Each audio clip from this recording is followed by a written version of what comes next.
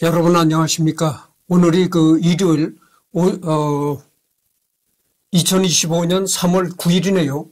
일요일 오전 9시 5분을 가리키고 있습니다. 이번엔 이름에 대해서 얘기할 차례죠. 그래서 한국어로는 요한 세바스티안 바흐 이렇게 되어 있고, 또 요한 세바스찬 바흐 이렇게도 발음을 하는 것입니다. 그러니까 국가별로 발음하는 게 약간씩 틀리죠. 그러니까 요한 세바스찬 바흐 이렇게 말해도 틀린 발음이 아니고 요한 세바스찬 바흐 이렇게도 틀린 말이 아니다. 그런 얘기죠.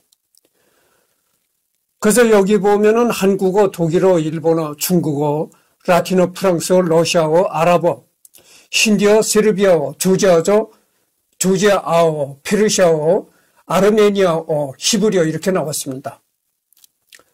그래서 방금 전에도 내가 얘기를 했지만 이 국가마다 약간씩 발음하는 게 틀려요. 그래서 요한 세바스찬 바흐 이렇게도 틀린 발음이 아니고 요한 세바스티안 바흐 이렇게도 틀린 발음이 아니다 이런 얘기입니다. 이런 건 넘어가겠고요. 기타 2020년 12월 존 엘리엇 가디너가 쓴 바흐의 전기 바흐 천상의 음악이 한국에 번역됐다. 가디너는 이 책에서 작곡 행위가 바흐에게 실제로 무슨 의미였는지, 그의 특별한 작품들이 왜 그리고 어떻게 진화했는지, 가사와 음악은 어떤 방식으로 하나를 엮였는지, 그리고 그 작품들이 바흐에 대해 무엇을 얘기하는지에 주목한다. 바흐의 복잡다단한 인간성, 청중과 자신의 세계관을 교류하고 공유하고 싶어했던 열정, 무한한 창의력과 지성, 재치와 인간성을 작곡 과정에 쏟아놓으며 자신만의 독특한 능력을 생생하게 반영했던 한 남자의 이야기가 이 책에 담겨있다. 바흐는 상당히 건장한 체격을 지녔다고 전해지며 그의 유고를 분석해본 결과 키는 180cm로 당시 유럽인의 평균 시장인 약 160cm를 넘는 엄청난 장신이었다. 그렇습니다. 또한 바흐는 춤과 노래에도 꽤나 솜씨가 좋아 종종 자신이 즉흥적으로 작곡한 곡을 연주하면서 지인들과 즐거운 시간을 보냈다. 바흐 자신과 여러 동시대 음악가들의 작품을 기록해둔 안나 막델레나 바흐를 위한 공책 같은 작품집은 이런 용도로 사용된 것으로 여겨진다. 그래서 이것은 이제 바흐가 이렇게 생겼을 것이다 이렇게 상상한 것이고, 오른쪽 이 얼굴은 말이죠. 과학자들이 바흐의 유고를 분석해서 컴퓨터 시뮬레이션 이런 방식으로다가 바흐의 얼굴을 이제 컴퓨터로 복원했다 이런 얘기죠. 컴퓨터로 복원해 보니까 이렇게 생긴 모습으로 나오더라 이런 얘기입니다. 그러니까 내가 여러분들한테 여러 번 얘기했지만 왼쪽 오른쪽이 전부 상상됩니다. 정확한 바흐의 얼굴은 몰라요. 왜냐면은 이때 바흐가 살았던 시대에는 아주 실제 인물과 똑같이 그리는 그런 아주 초성화 기법이 없었다고 보거든요. 그러니까 이건 믿거나 말거나 식이다 이렇게 생각할 수밖에 없다 이런 얘기죠.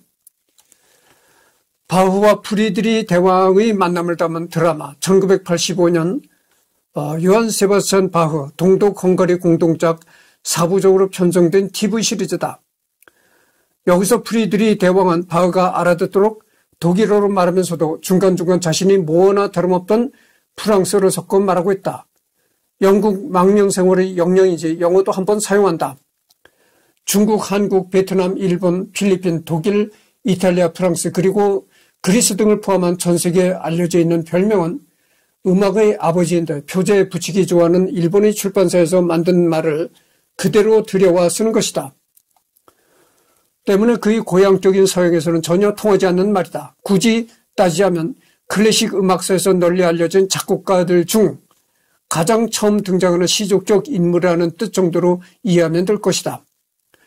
바흐와 동시대에 활동했으며 성별과 관련이 없이 음악의 어머니라 불리는 핸델도 같은 사례다. 그래서 이 바흐를 음악의 아버지라고 불리는 것은 일본의 어느 출판사에서 그렇게 붙인 말이라는 겁니다. 그렇지. 이 서양에서는 뭐 음악의 아버지라고 칭하기보다는 뭐 굳이 말하자면 클래식 음악의 시족격이다 뭐 이렇게 생각한다는 거죠. 근데 넓은 의미로 생각해 본다면 그 말이 그 말인 것이죠. 클래식 음악의 시조라고 하는 것과 또 클래식 음악의 아버지라고 하는 것과 넓은 의미에서 본다면 뭐 그게 그거다 이런 얘기죠.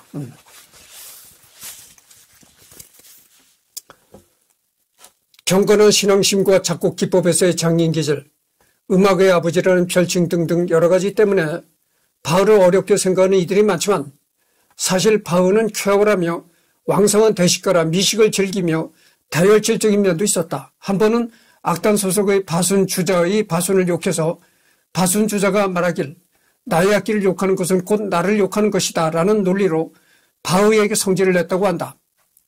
이 일로 바순 주자는 바흐와 싸움이 붙었고 바흐는 도중에 칼을 바순 주자에게 정당방위로 이용하게 된다. 이 일로 바흐의 일자리가 위태로워진 일이 발생하다. 그러니까 뭐 바흐와 그 바순 연주자가 서로 싸움이 붙어가지고 바흐가 칼을 사용하는 그런 그 아주 속된 말로 우리나라 말로 그러잖아요. 칼부림이다. 칼부림까지 갔었다 이 말이죠. 그러니까 얼마나 그 싸움이 격했는지를 알 수가 있는 것입니다. 그리고 바흐는 체격이 컸고 그다음에 음식을 그렇게 많이 먹었다는 거죠. 그 대식가고 아주 그리고 화도 잘 내고 이런 다혈질적인 면이 있는 사람이 바흐였다. 오케스트라에서 모든 악기들이 조화롭게 어울리도록 이끄는데 아버지를 따라올 사람은 아무도 없었습니다. 아버지는 연주자 하나하나가 최상의 음량 효과를 낼 수 있도록 단원들을 완벽히 배치시킬 줄 아셨습니다. 무엇보다 아버지는 한눈에 연주회장의 특성을 간파하시고는 했습니다. 예를 하나 들겠습니다. 아버지가 베를린으로 저를 보러 오셨을 때 저는 새로운 오페라 공연을 보여드렸습니다. 아버지는 즉시 청중의 입장에서 오페라의 단점과 장점을 지적하셨습니다. 그 후 저는 아버지를 대식당으로 모시고 가면서 식당을 둘러싼 긴 회랑으로 올라섰습니다. 그때 아버지는 천장을 바라보시더니 자세한 걸 알아보려 하지도 않고 말씀하셨습니다. 건축가가 걸작을 구상했지만 그 자신은 물론 다른 누구도 그 사실을 알지 못한다는 겁니다. 내친 김에 실험을 해봤습니다. 장방형으로 구조를 이룬 방 한 구석에서 벽에 대고 아주 나지막하게 말을 하니 대각선 반대편에서 벽 쪽으로 얼굴을 돌리고 있는 사람이 말을 완벽하게 알아듣는 것이 아닙니까? 아치형 천장은 이런 효과를 노린 것인데 아버지는 대번의 것을 알아보셨던 것입니다. 하긴 아버지는 아무리 복잡한 악보라고 해도 음표 하나 틀린 것까지 정확히 집어내시던 분이었으니 말입니다. 아버지는 화성에 자신이 있으셨기 때문에 여러 차례 삼중주를 반주하셨는데 기분이 좋고 또 작곡가가 괜찮다면 즉흥적으로 사중주를 연주하여 작곡가를 놀라게 하셨습니다. 대편성의 악기들을 위해 작곡된 풍가를 듣다가 주제가 반복되는 즉시 아버지는 이 주제에 어울릴 대위법 주제들은 어떤 것이며 작곡가가 어떻게 해야 할지를 곧바로 말씀하실 수 있었습니다. 아버지는 당신이 예견하신 대로 연주가 이루어지면 무척 즐거워하시며 저를 팔꿈치로 쿡쿡 찌르곤 하셨는데 그 일이 지금도 생생합니다. 카를 필리프 엠마누엘 바흐, 요한 니콜라우스 포르켈에게 1774년에 보낸 편지. 또한 이런 이야기도 전해 내려오는데 음악학자인 크리스티안 프리드리 다니엘 슈바르트가 1772년에 요한 크리스탄 바흐에게 들었다는 이야기입니다. 내가 방금 전에 뭐라고 했습니까? 이 두 그림이 상상도라고 생각해야 되겠다 이런 얘기를 했는데 1700년대라고 생각하면 말이죠. 1700년대라면 바흐가 살았던 시대가 1700년대거든요. 1700년대라고 그때는 그 아주 실물과 똑같이 그리는 초정화 기술이 있었다고 봅니다. 내가 생각엔 그래요. 이 1700년대라고 하면은 우리나라 역사로 따지면 말이죠. 조선 중기 정도 되거든. 조선 중말기 정도 되는 시대다 이거죠. 그때 초성화 기법이 있었습니다. 실물과 똑같이 그리는, 사람이 생김새와 똑같이 그리는 초성화 기법이 있었다고 보거든요. 그러니까 왼쪽 사진에 이게 진짜 바흐의 얼굴, 바흐가 이렇게 생겼다, 이렇게 보는 것이 타당하라고 난 봅니다. 상상도가 아니라고 난 생각합니다. 1700년대라면 우리나라 조선 중기 중말 옆 시대거든요. 그때 충분히 그 초성화 기법이 있었다고 봅니다. 그래서 내가 처음 얘기한 걸 이제 정정하는 거고요. 어제는 내가 그 충남의 간월도, 간호람, 거기를 갔었습니다. 내가 두 번째로 거기 간호람을 갔는데요. 처음으로 내가 간월도를 갔을 때는 그 2017년도. 그러니까 지금으로부터 한 6, 7년 전에 간호람, 간월도를 갔었댔죠. 근데 6, 7년 후에 다시 가보니까 변한 곳이라고는 여는 건 전혀 변한 것이 없고, 거기에 그 6년이나 7년 전에는 거기 그 전망대 다리가 없었습니다. 근데 바닷가로 이렇게 전망대 다리를 만들어 놓고 그거 하나만 변했더라고요.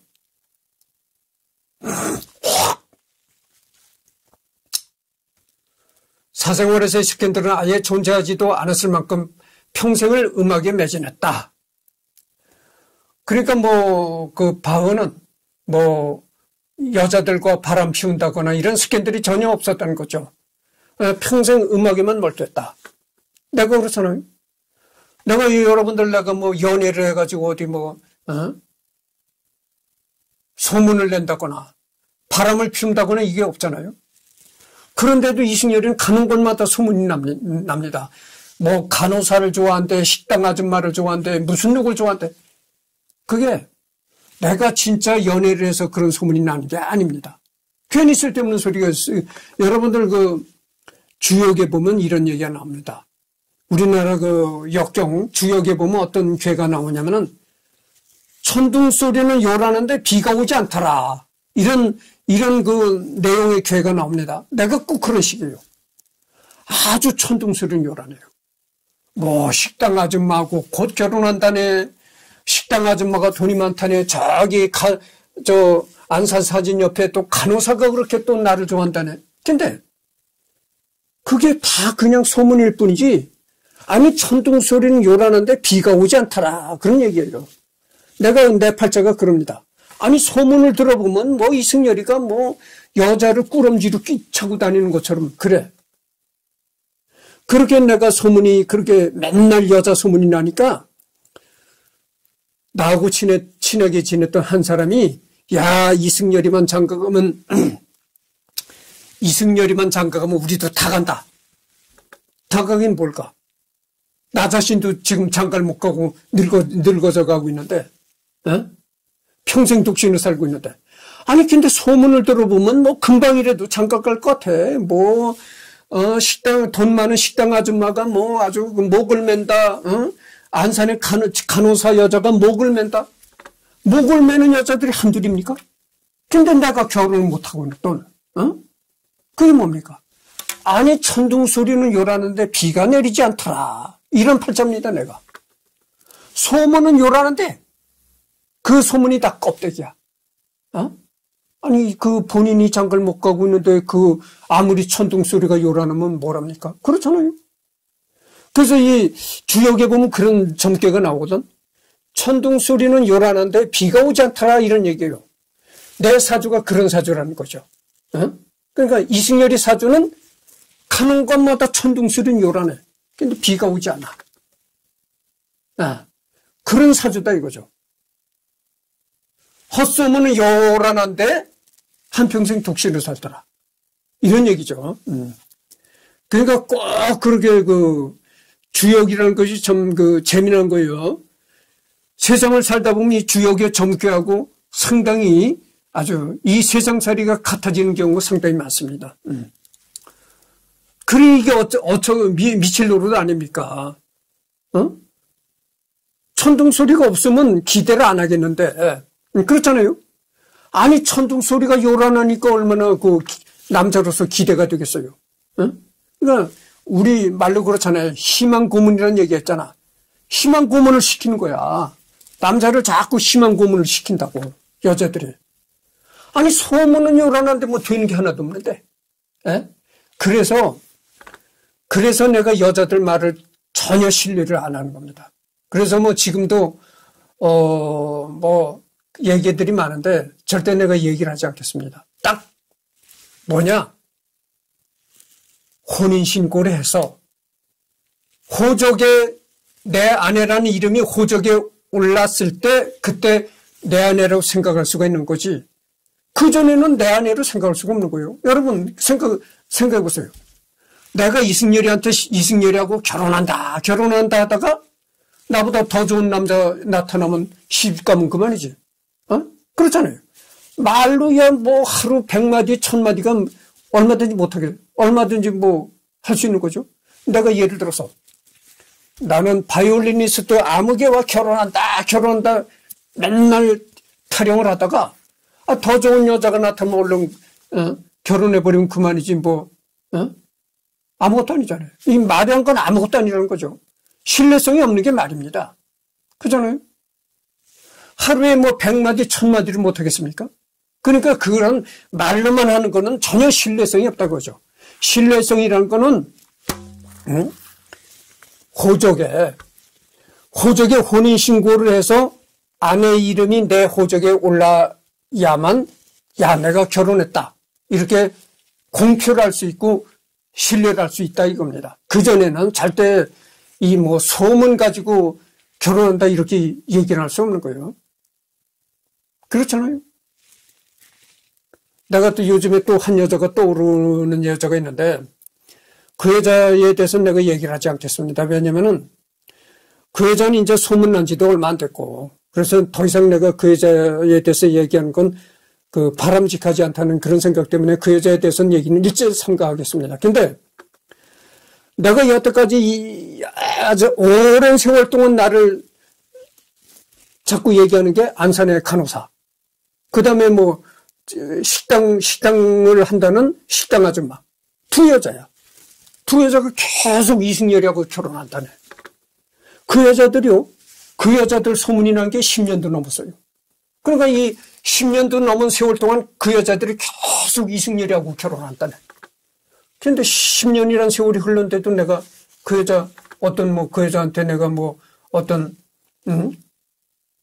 메일이라도 한 장 받아봤느냐? 전화라도 한 장 받아봤느냐? 커피라도 한 잔, 카페에 들어가서 커피라도 한 잔 그 여자들하고 나눠본 사실이 없다. 그런 얘기예요. 그 여자들 내가 얼굴도 한 번 못 봤어요. 그러니까 안산의 그 간호사라는 여자는 내가 정말 그 여자가 곰보인지 째보인지 얼굴도 본 사실이 없고 얘기도 한 번 나눠본 적이 없습니다. 커피도 한 번 같이 마셔본 일이 전혀 없다 이거예요. 그러니까 뭐 어떻게 되겠어요? 여러분들은 21세기에 그렇게 결혼할 수 있습니까? 여자가 곰본지 째본지 얼굴도 못 봤다. 얘기도 한 번 나눠보지 않았다. 커피도 한 잔 같이 먹어본 사실이 없다. 근데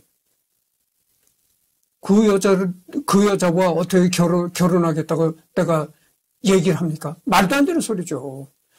식당 하는 아줌마도 그래요. 식당 한다는 아줌마는 왜 내가 알게 됐냐면은 그 여자가 뭐 집이 있어요. 집이 있어가지고 그 여자가 집을 세일을 놨거든. 그래서 그 여자 집에 내가 세일을 잠깐 살았던 일이 있어요. 그때서부터 자꾸 소문이 나. 그런 게 10년이 넘었어요. 지금 10년이 넘었습니다. 뭐 아무런 그 여자한테 아무런 내가 뭐 연락도 받은 사실이 없고, 응?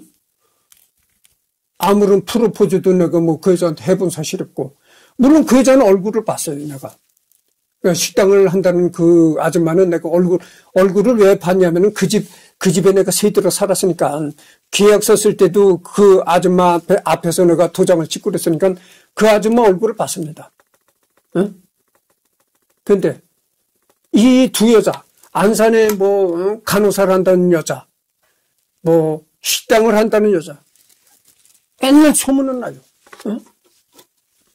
소문 나는데 내가 뭐 그 여자들하고 뭐 커피 한 잔 마셔본 사실도 없고. 이 주역에 보면 이런 얘기가 납니다. 아까도 내가 계속 듣는 얘기입니다만은. 천둥 소리는 요란한데 비가 오지 않는 괴다. 이런 얘기거든. 천둥 소리는 아주 금방이라도 비가 내릴 것 같은 천둥 소리가 요란한데 비가 내리지 않는다. 이 말이에요. 그게 헛된 얘기다 그죠. 내 인생이 꼭 그런 겁니다. 그 계속 지금도 그래요.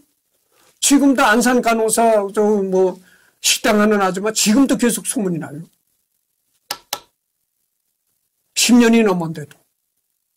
내가 죽을 때까지 아마 소문이 그 식당 하는 아줌마하고 안산 이 간호사라는 여자가 이승열이 죽을 때까지 소문을 낼 모양이야. 그러니까 여자들이 실제 결혼을 하려고 하진 않는데 소문 내는 게 취미인가 봐. 이 소문. 그러니까 못 먹는 감 찔러나 본다고 이승열이가 장가 안 가고 혼자 살으니까 야 저거 맨날 소문만 내주자 이런 거지. 이제 소문 사랑을 하는 거야. 소문 사랑. 참 이 세상에 그런 참 웃지 못할 일이 있는 겁니다. 또한 그러니까 이 바흐가 그랬다는 거죠. 바흐는 절대 여자들하고 어떤 바람을 피웠다든가 그런 게 없었다 이런 얘기죠. 음악에만 몰두했다. 내가 그렇죠. 나는 절대 여자들하고 어떤 연애를 해서 무리를 일으킨 적이 없습니다. 그런데도 불구하고 계속 소문이 나는 거야. 그러니까 천둥 소리는 요라는데 비가 오지 않더라. 동시대 작곡가였던 핸델과 두 차례 만나고자 했지만 아쉽게도 모두 성사되지 못했다.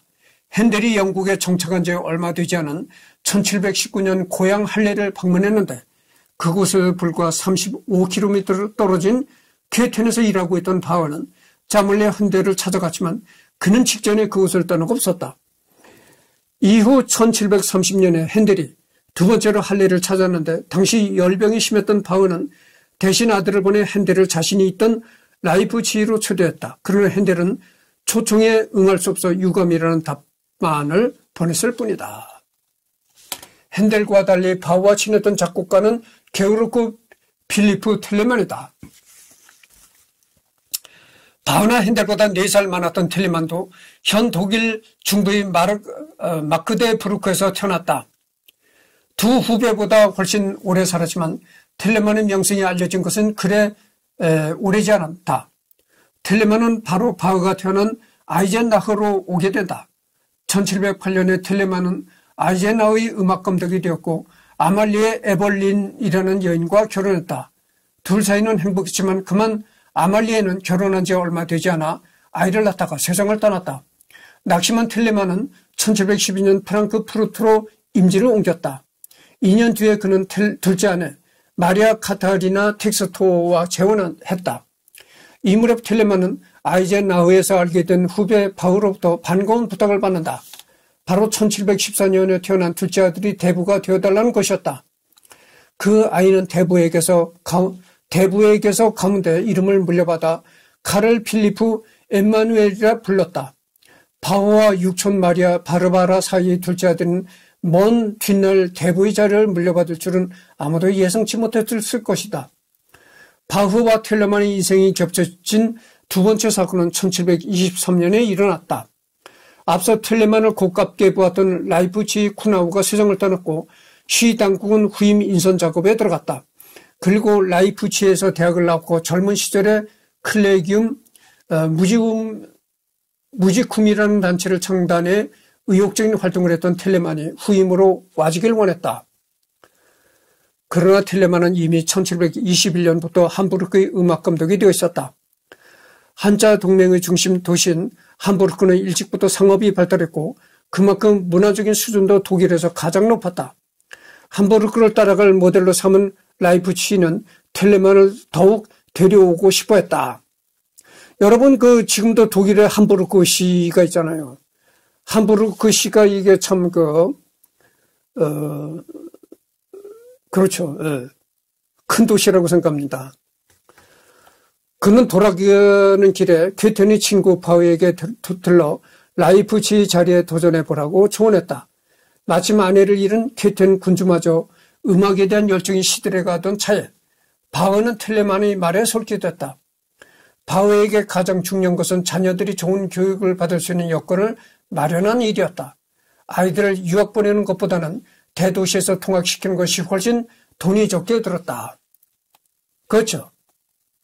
이 부모가 요즘에 이런 얘기가 나오니까 또 이 얘기를 했겠습니다만 이렇게 다른 얘기를 자꾸 섞기 때문에 바흐가 오래 가는 겁니다. 이 계속 바흐만을 그냥 아무 얘기도 섞지 않고 바흐만을 계속하게 되면요. 이게 뭐 오래 갈 게 없어요.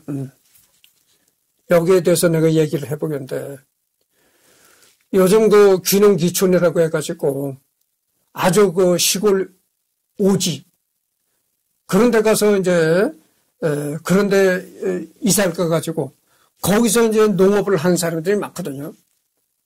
근데 그런 데서 농업을 하게 되면요. 제일 문제점이 뭐냐면은 태어난 아이들을 교육을 못 시킨다는 거예요. 그러니까 이 도시에서 살면 바로 코앞에 학교들이 있고 하니까 막말로 하다못해 일용직을 뛰어서라도 날품팔이 일용직을 해서 벌어먹고 살더라도 고등학교 대학교는 거의 다 가르칩니다. 고등학교 대학교는. 근데 그런 시골 오지에 가서 농사를 지면요. 고등학교도 거의 못 가르치는 사람들이 많아요. 자식을. 그러니까 요즘같이 한국에도 이 고학력 시대가 도래했는데, 고등학교나 대학교는 크게, 큰 출세를 시키려고 그러는 게 아니라, 남이 다 고등학교, 대학교는 남들이 다 가는데, 거기에 보조를 맞춰줘야 될 것 아니에요. 그러니까 세상이 흘러가는 수준에 보조를 맞춰야 된다는 얘기죠.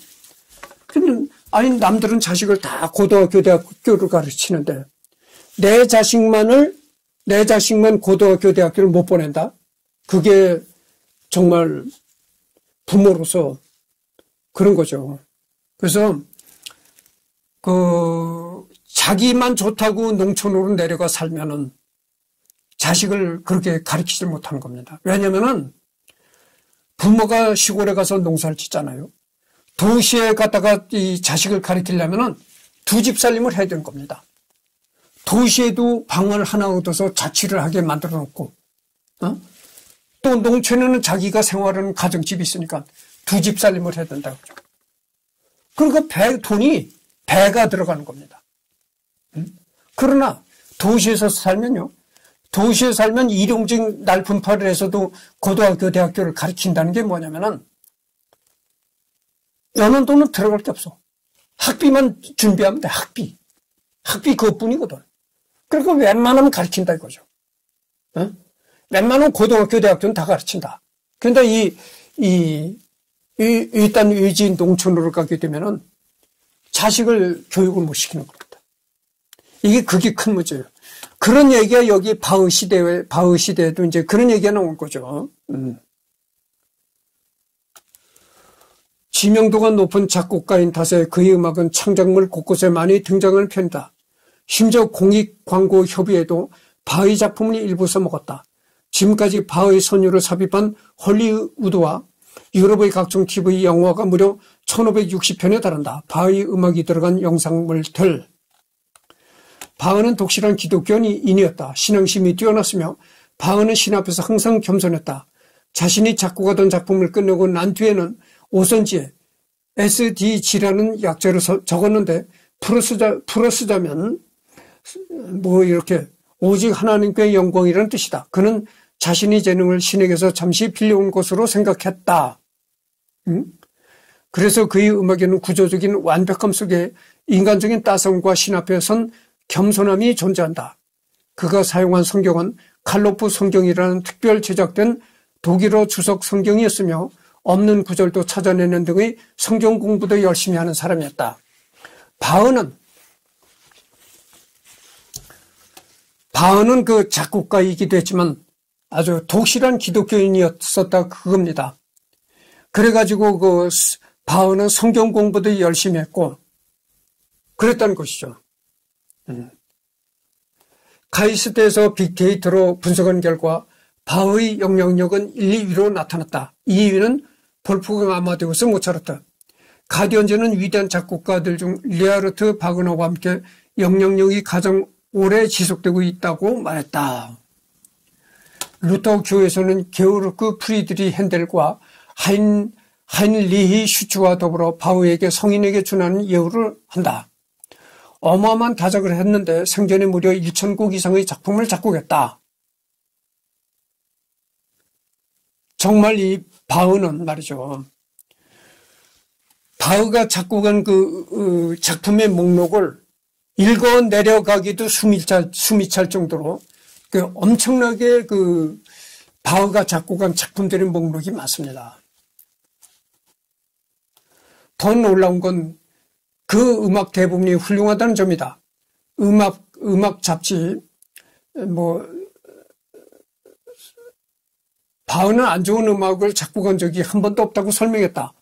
한 클래식 애호가는 평생 바흐의 음악을 들을 수 있으며 항상 새로운 바흐의 음악을 찾을 수 있다라고 말하기도 했다. 그 정도로 바흐의 음악 세계는 무궁무진함에 거대하고 그의 음악이 좋아지게 된 이상 질리지가 않는다.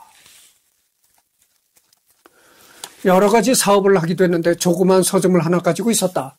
여기서 동료인 마테존이나 하이니헨 등의 이론 서적이나 제자들의 논문 혹은 자신의 작품이나 친구들이나 아들들의 작품도 팔았다. 또한 쳔발로나 피아노를 대여해주거나 장인들에게 연계의 귀족들에게 팔기도 했다. 쳔발로나 피아노를 대여해주는 그런 렌탈, 지금으로 말하면 이게 렌탈업이죠. 렌탈업도 이 바흐가 했다는 것이요. 초기 피아노에 대해 부정적인 입장을 가지고 있었는데 건반이 너무 무겁고 고음 소리가 약하다는 점을 들어서 지적했다. 하지만 이건 초기 피아노 얘기고 오르간 제작자로서 유명한 질버만이 피아노를 연주하기 좋게 개선해서 가져오자 그제서야 인정해 주었다고 한다. 앨리스 하우만이 1746년 그린 61세의 바흐의 그림. 이건 그 엘리아스 하우스만이라는 사람이 1746년에 그린 그 바흐가 61세가 되던 해에 그렸다는 것이죠. 그래서 내가 방금 전에도 얘기를 했잖아요. 1700년대는 우리나라 조선시대의 중후반기였다. 이런 말씀을 드렸잖아요. 그래서 우리나라 조선 중기 후반에 이르러서는 이 사람 실물과 똑같이 그리는 초상화 기술이 있었습니다. 그렇기 때문에 이 바흐의 모습도 실제 바흐가 이렇게 생겼다. 이렇게 생각해도 되겠다. 이 말이죠. 이 그림에 있는 악보를 자세히 보면 육성부 3종으로 된 카논이다. 재미있는 점은 거울상으로 이 악보를 보면 또 다른 삼성부가 보인다는 점이다. 이 악보에 대해 정체가 비교적 최근에 밝혀졌는데 이 동영상을 보시라. 뭐 이런 얘기죠.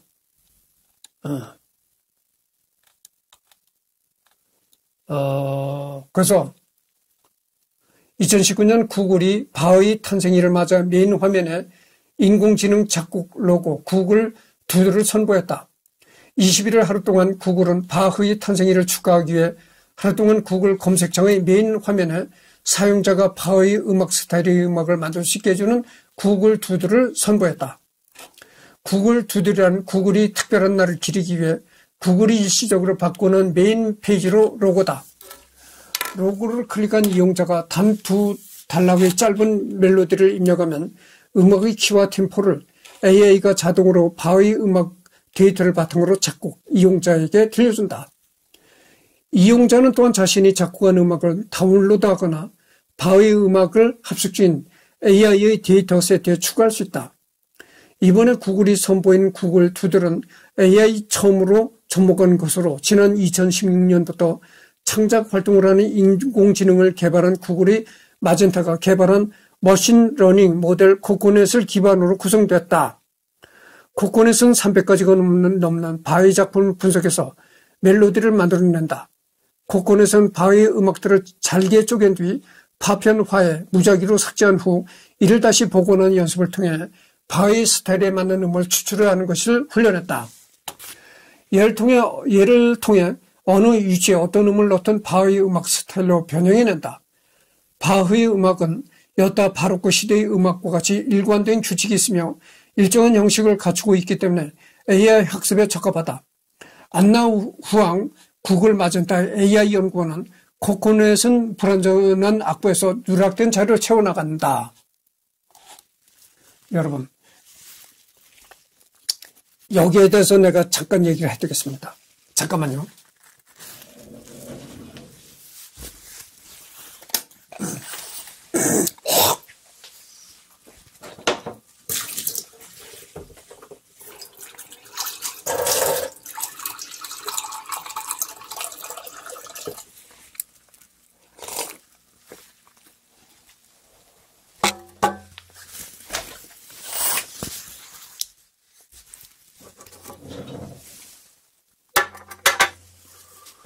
지금은 AI 시대잖아요. 인공지능 시대. 아니, 근데 유튜브를 보면은 중국이 경제 하락이 돼서 중국이 곧 뭐 망한다.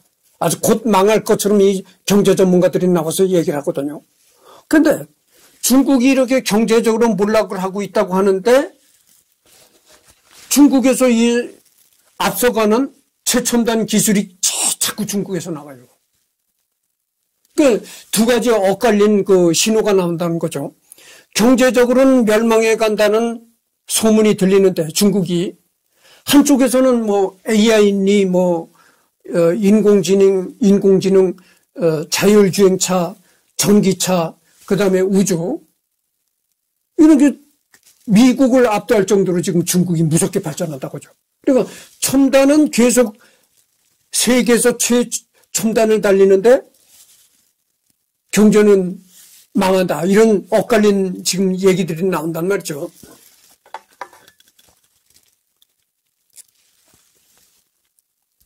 그게 어찌 보면 말이죠. 한국과 비슷해요.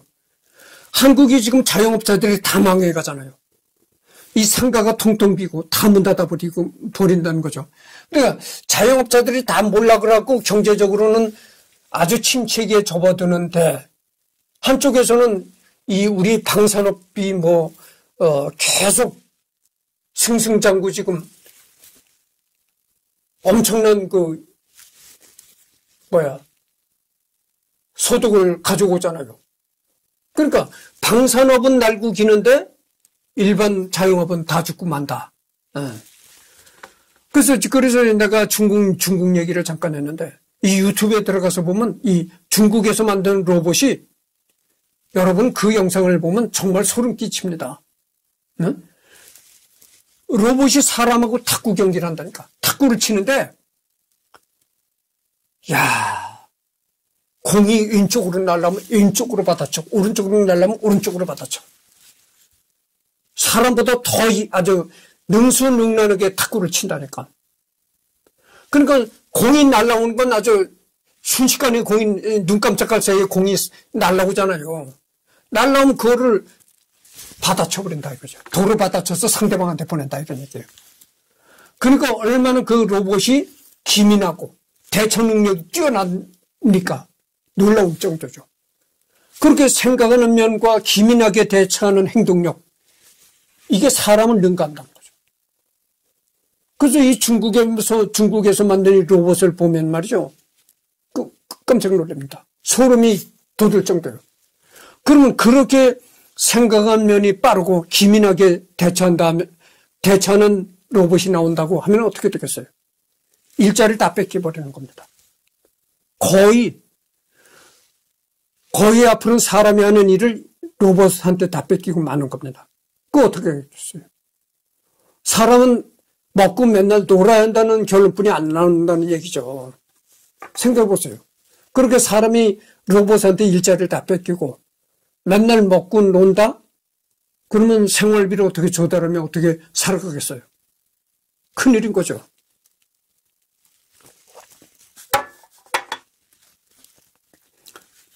그래서 앞으로 이 로봇 시대가 쓰나미를 몰고 올 겁니다. 일자리 쓰나미. 그 일자리를 로봇이 다 뺏어가니까 거기에 따른 이제 경제 불황, 아니 경제라기보다는 그러니까 사람들이 전부 돈을 못 벌으니까 어떤 경제 불황도 점점 심해지겠죠. 사람이 돈을 못 벌으니까 쓸 돈이 없더라 이거죠. 큰 문제입니다. 앞으로 이래서 로봇이 큰 쓰나미를 몰고 오고 우리 경제나 이런 데 지각 변동을 일으킬 것입니다. 이게 큰 문제입니다. 로봇이 탁구를 한다니까 상대방에서 공격볼이 날라오면 재빠르게 그거를 기민하게 대처해서 뿔을 쳐가지고 상대방한테 보내고 그런다니까. 그걸 보면 참 저렇게 기민하게 대처를 하고 탁구공이 어디로 날라올 것이다. 날라오면 즉시 그쪽으로 뛰어가지고 대바가 치고 대바가 치고 하는 거야. 그렇게 기민하게 행동하고 대처하는데 그 로봇이 뭘 못하겠습니까? 사람보다 또 뛰어나다 볼 수가 있는 거예요. 앞으로 이게 큰 쓰나미를 몰고 올 겁니다. 그래서 지금 41분을 경과했거든요. 이 한마디만 끝내고 얘기를 끝내야 되겠습니다. 우리나라가 지금 뭐 인구가 자꾸 줄어든다고 야단하잖아요. 나는 평소에 내가 뭘 주장하냐면 인구가 줄어야 된다고 주장하는 사람이에요. 생각해보세요. 우리나라가 인구 밀도가 굉장히 높은 나라입니다. 인구가 줄어야 돼요. 그리고 또 앞으로는 방금 얘기했듯이 AI 로봇이 등장해가지고 사람이 하는 일자리를 전부 다 로봇이 뺏어갑니다. 그런 시대가 도래하는데 인구가 줄어야죠. 인구가 지금 우리나라 인구가 좀 대략적으로 따져서 5천만 정도가 된다고 한다잖아요. 2,500 정도나 3천만 정도로 줄어야 된다는 얘기죠. 그러니까 2분의 1로 인구가 줄어야 된다 이런 얘기죠. 나는 우리나라가 인구가 계속 줄어야 된다고 주장하는 사람입니다. 어떻겠어요? 로봇이 다 일자리를 뺏어가고 그전에도 우리나라가 인구 밀도가 굉장히 높은 나라였다. 그러니까 결론은 사람이 줄어야 된다는 얘기죠. 그래서 이렇게 사람이 자꾸 줄면은 대한민국이 소멸한다. 그건 쓸데없는 걱정입니다. 절대 대한민국이 소멸하지 않습니다. 왜냐면 인구가 줄어가지고요. 인구가 줄어가지고 생존 경쟁이 그렇게 치열해지지 않다 보면은 생존 경쟁이 느슨해지다 보면 또 애를 낳는 또 시점이 또 옵니다. 그러니까 사람이 길을 가다 보면 내리막길이 있으면 올라가는 길이 또 나타나잖아요. 그런 식이다 그 말이죠. 그래서 지금은 너무 생존 경쟁이 치열하니까 애를 안 낳는데 생존 경쟁이 치열해지지 않으면은 그때 가서 또 애를 낳는 사람들이 있을 것이다 그런 얘기예요. 그래서 인구가 크게 늘지는 않는다 해도 국가가 소멸할 정도는 아니다 이런 얘기를 내가 하고 싶어요. 그래서 바흐 이번 시간은 이거로서 또 끝을 맺고 다음에는 이 AI 여기서부터 또 하겠습니다. 하여튼 내가 그 AI 얘기를 하면 내가 할 얘기가 많아요. 다음 시간에 AI과 음악에 관해서도 또 내가 좀 얘기를 해두겠습니다.